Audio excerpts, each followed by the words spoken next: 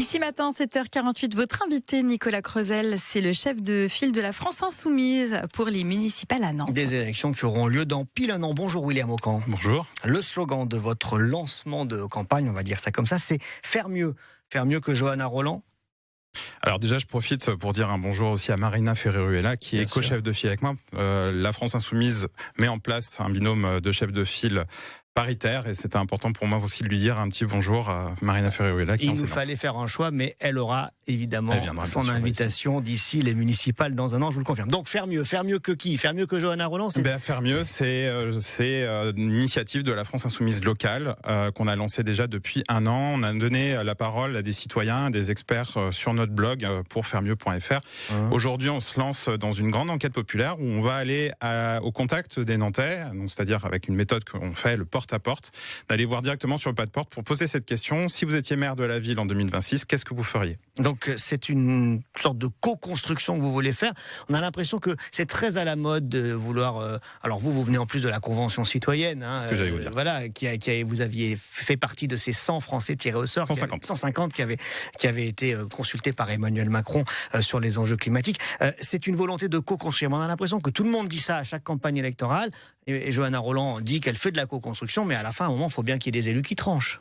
Oui, mais cette convention citoyenne pour le climat auquel j'ai participé a complètement construit aujourd'hui la personnalité politique que je suis. C'est important pour moi de venir consulter les gens, de travailler avec eux, de partir en fait de leur quotidien pour demain proposer un programme sur mesure qui correspond aux attentes des gens. La flambée des loyers, la précarisation de la vie associative, tous ces éléments-là en faisant des porte-à-porte. Et nos militants, on est 1200 inscrits sur Nantes sur 8 groupes d'action. Nos militants parcourent quartier en quartier pour recueillir les doléances des gens sur le quotidien, sur le logement, sur le besoin de nature en ville et aussi sur la protection des personnes. Alors cette grande enquête, si j'ai bien compris, elle a lieu jusqu'en juin. Vous dites jusqu'en juin l'élaboration du programme pour ensuite aller discuter.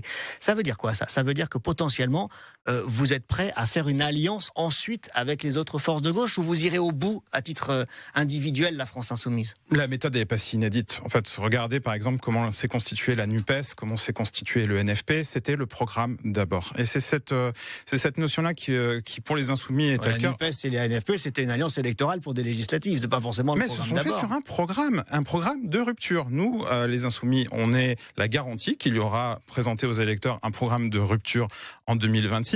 Le tour de table, comme je vous dis, on va partir des gens. Le tour de table va s'agrandir. C'est-à-dire qu'on va avoir les représentants du monde associatif, syndical, les experts autour de table. Et après, on verra avec nos partenaires de gauche là-dessus directement après. Mais c'est le programme de rupture qui doit compter aujourd'hui. Quand on dit rupture, on n'envoie pas un signal à la maire sortante qu'on veut travailler avec elle. Ça veut dire que vous considérez que vous mettez rupture et faire mieux. Ça veut dire que vous considérez que ce qu'elle fait, c'est pas bien parce qu'il faut changer, ou qu'il faut faire mieux. On n'est pas parti sur des bases d'accord là. Mais toutes les forces qui se sont engagées dans l'NFP se sont engagées sur un programme de rupture. Une rupture avec Emmanuel Macron, c'est pas la même chose. Oui, mais il y a une rupture avec le macronisme qui est à faire aujourd'hui, c'est-à-dire 8 ans aujourd'hui de précarisation, 8 ans de décision aussi, par exemple, du ministère de l'Intérieur d'installer un CRA à Nantes, un centre de rétention administrative qui est que vous ne voulez pas. On ne le veut pas, c'est clair, on ne le veut pas, et c'est aussi un point sur lequel nous avons échangé. Mais c'est des centres qui ont les demandeurs d'asile qui sont retenus, hein, c'est ça. C'est un lieu infâme. Voilà. En fait. Mais certains vous disent qu'il faut bien les mettre quelque part, ces personnes. C'est un lieu infâme, c'est pire que la prison, enfin c'est pire que l'enfer.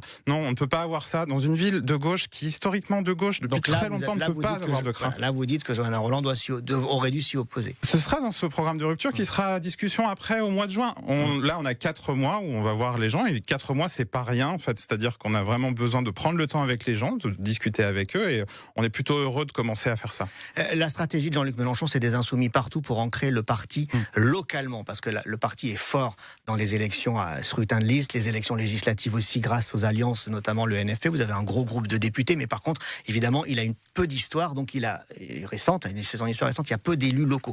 Là, l'idée, c'est d'essayer d'infuser partout, et donc potentiellement, parce que vous m'avez pas répondu toujours, d'aller au bout de faire votre propre liste.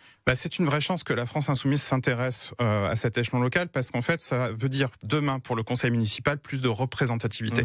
La France Insoumise hâte une représentativité. Les gens ont une attente aussi envers les élus de la France Insoumise. Donc il y aura au conseil municipal une nouvelle vague d'élus. Et moi, je souhaite emmener un maximum de personnes qui subissent aujourd'hui la précarisation de Emmanuel Macron, qui subissent aussi actuellement l'austérité imposée par Christelle Morancé, qui est aussi... moi je suis opposant... Vous êtes élu à la région. Oui, je suis conseiller régional à la région. Et ces personnes, demain, en fait, les citoyens arriveront à la mairie et les citoyens que l'on représente seront leur propre voix dans le conseil municipal. En quelques mots, est-ce que vous avez des nouvelles d'Andy Kerbrat, qui est député insoumis et qui se soigne après avoir été surpris en train d'acheter de la drogue et qui est en arrêt maladie et dont il a lui-même est apparu à la télé pour dire qu'il avait un long chemin de guérison? Alors, comme vous l'avez dit, aujourd'hui, il est en arrêt et donc il s'exprimera sûrement à la sortie de ça. Juste pour rappeler aux auditeurs que l'addiction est une maladie. Et voilà, on ne demande pas aux gens de démissionner parce qu'ils sont malades. Il y a à l'heure actuelle cette rémission qui est en train d'être faite. Il sera sans doute très probable que vous poserez la question quand il rentrera. Merci beaucoup William Aucan d'être venu ce matin en direct dans Ici Matin.